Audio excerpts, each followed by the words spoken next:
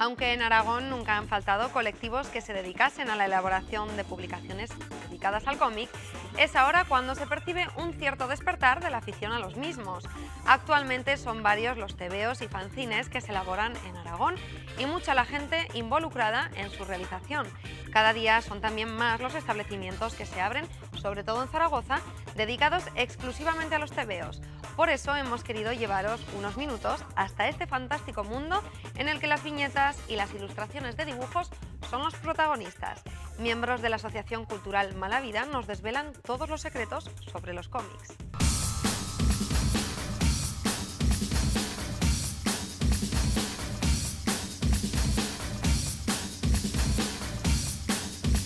Me llamo Marcos, soy monigotero o dibujante de cómics de la revista Mala Vida y nos dedicamos, o me dedico sobre todo a hacer cómic de humor. Yo soy Bernal, soy dibujante de cómics, humorista gráfico y trabajo para el Heraldo de Aragón haciendo las tiras cómicas deportivas de Zaragoza. Trabajo para El Jueves, para la revista Buenafuente, para una agencia de publicidad y Gobierno de Aragón, diversos medios. Hola, soy Calitos. En Mala Vida hago el asombrado Spiderman, como podéis ver. Pero hago más cosas en otros sitios, que no las voy a decir. Más que nada porque el que quiera que las busque, mis fans. Siguiente pregunta. La Asociación Mala Vida surge transformar la revista Mala Vida. Nos dimos cuenta que había inquietud en la gente por conocer tebeos, entonces queríamos promocionarlo y llegar a la mayor cantidad de gente posible. Dibujamos en casa porque dibujar en la calle, como lo que estamos haciendo ahora, pues es un poco incómodo, ¿no? Y solemos dibujar en casa.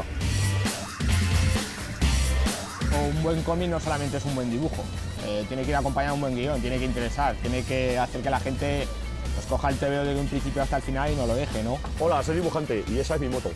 El lenguaje que más se utiliza hoy en día en los cómics es el japonés, porque es el manga lo que está más de moda. Nosotros de momento el japonés todavía no lo manejamos, entonces usamos un lenguaje muy sencillo. Soy un azul más oscuro. Un idioma muy ágil y muy de la calle. Yo tengo mucha influencia de Ibáñez. Para mí es Dios. Y Vázquez. Esto ya no sé. Yo creo que el cómic está en constante evolución. Lo que pasa es que lo que no hay es un suficiente mercado. La juventud en sí no tienden a comprar cómics, compran otras cosas. Entonces hay que intentar inculcarles que el cómic es tan entretenimiento como puede ser pues, una PlayStation o una MP3. Tengo un personaje en el Mala Vida que se llama Los Bonilla, de Tal Palo de la Astilla, y narra la historia entre un padre y un hijo, que es un padre joven que tiene el hijo, la mujer lo abandona con el hijo, y las anécdotas cotidianas, diarias de cómo cuidar a un hijo de 10 años y todo esto solo y vamos, siendo un juergas y un viva la vida. Voy a dibujaros un Spiderman, que evidentemente no hace falta ser muy listo para entender que es una parodia de Spiderman. Pero yo le he dado la vuelta y lo he hecho como más gracioso, como más guasado.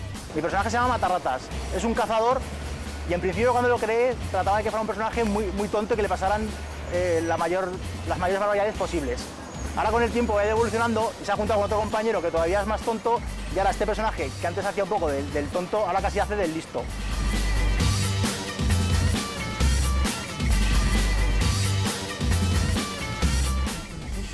Un personaje mío, que tengo de tebeos.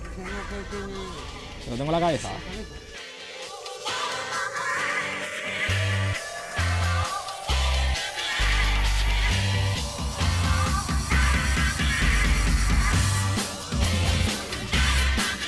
Este año se va a hacer en la sala multiusos, fechas previas antes a Navidad, con lo cual la gente está así con ganas de gastar y algún cómic se comprarán. Pues este es Beto, de los Bonilla, los personajes que tengo yo en mi tebeo, en el Mala Vida. Mi personaje, Matarratas. Este no es Spiderman, es Stupiderman.